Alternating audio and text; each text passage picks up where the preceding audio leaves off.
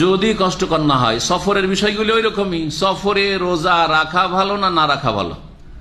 যদি দেখা যায় যে সাধারণ সফর, সেখানে সাহারি পাচ্ছেন, ইফতারি পাচ্ছেন, কোনো অসুবিধা নেই, আর কষ্টকর একেবারে মেহনতের কষ্টের সফর নয়, তাহলে রোজা রাখেন, কোনো অসুবিধা নেই। মক্কায় গিয়ে হোটেলে বসে আছেন, 5 টাইম শুধু নামাজ পড়ছেন, ডিউটিও নাই, ওর চাইতে ভারী কাজ এখানে করছিলেন, ডিউটি করছিলেন আপনি, তাই না? তো বলবেন যে আমি মক্কায় যেহেতু সফরে আছি, মদিনে সফরে আছি, রোজা রাখবো না? রোজা রাখেন। কিন্তু ধরেন গরমের সময়, রোদ্রের সময়, তাপের দিনে আপনাকে উমরা করতে হবে, ভিড় বাড়ে, তাহলে রোজা ছেড়ে দেন। কষ্ট হচ্ছে রোজাতে, রোজা ছেড়ে দেন। যখন কষ্ট হবে তখন সিয়াম ছেড়ে দেয় উত্তম। নরমাল মোটামুটি কষ্ট হচ্ছে, তাহলে কোনো কষ্ট নাই, তাহলে সফরেও রোজা রাখেন, অসুবিধা নেই। ওয়ান্তাসুম খায়রুল লাকুম। জি, বা অনেকে বলেছেন যে সমান, রোজা রাখা না রাখা সমান।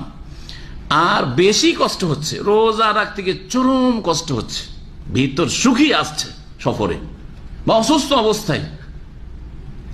অবস্থায় রোজা রাখা কখন গুনার কাজ হবে, বা সফরে রোজা রাখা কখন গুনার কাজ হবে?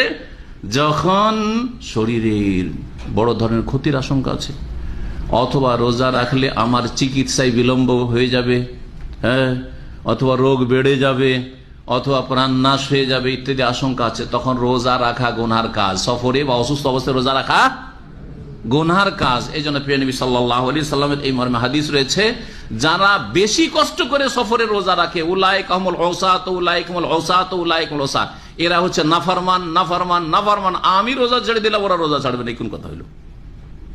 জি, নবী সাল্লাল্লাহু আলাইহি ওয়াসাল্লামের এক সফরে আসর পরে নবী সাল্লাল্লাহু আলাইহি ওয়াসাল্লাম উটের পিঠে চাইবে, যাতে সবাই দূর থেকে দেখতে পায়, উঁচাতে এক গ্লাস পানি বা দুধ পান করলেন, আর সবাইকে দেখিয়ে দিলেন যে দেখো আমি সিয়াম ছেড়ে দিলাম, তোমরা ছেড়ে দাও।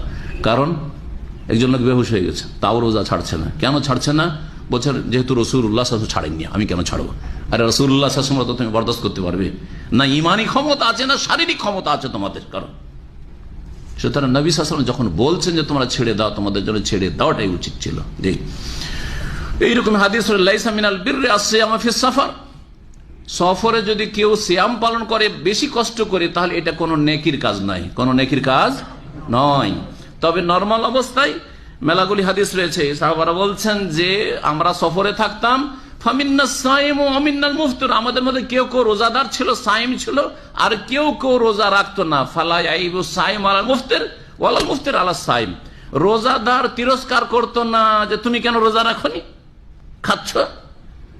আর যে পানাহার করতো, রোজা ছাড়তো সফরে, সে রোজাদারকে বলতো না যে তুমি কট্টরপন্থী, তুমি চরমপন্থী, কেন তুমি রোজা রাখছো, আল্লাহ ছাড় দিয়েছে, এই কথা বলতো না। যার যে